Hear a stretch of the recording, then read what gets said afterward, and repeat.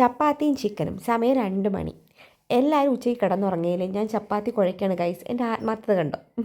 ചെയ്തല്ലേ പറ്റൂ, വീട്ടിൽ വേറെ ആരുമില്ല ഗൈസ്. അപ്പോൾ ചപ്പാത്തി ഞാൻ ചപ്പാത്തിക്ക് മാവ് കുഴച്ച് വെച്ചിട്ടുണ്ട്. നമ്മൾ ചിക്കന് വേണ്ടിയിട്ട് മഞ്ഞൾപ്പൊടി, മുളക് പൊടി, കുരുമുളക് പൊടി, ഗരം മസാല, ശകലം ഉപ്പും കൂടി ചേർത്ത് എയർ ഫ്രയറിൽ കുറച്ച് ഓയിൽ സ്പ്രെഡ് ചെയ്തിട്ടാണ് ചെയ്യണത്. കുറച്ച് നല്ല സോഫ്റ്റായിട്ട് നമുക്ക് കിട്ടും.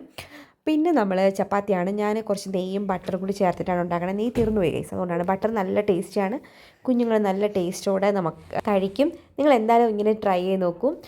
നല്ല ടേസ്റ്റി ആയിരുന്നു കേട്ടോ, ഞാൻ കഴിച്ച് നോക്കി കേട്ടോ, ഭയങ്കര ടേസ്റ്റി ആയിരുന്നു ബട്ടറിൽ ഉണ്ടാക്കിയതുകൊണ്ടേ. പിന്നെ പറയാനുള്ളത്, നമ്മൾ എയർ ഫ്രയറിലാണ് ഫ്രൈ ചെയ്യണതുകൊണ്ട് നമുക്ക് സമയം ലാഭമാണ്. കാരണം നമ്മൾ സമയം സെറ്റ് ചെയ്ത് വെച്ചിട്ടല്ലേ, കരിഞ്ഞു പോവുക അങ്ങനെയൊന്നുമില്ല. ആ സമയമാകുമ്പോഴത്തേക്ക് ഇത് ഓഫ് ആയിക്കോളും.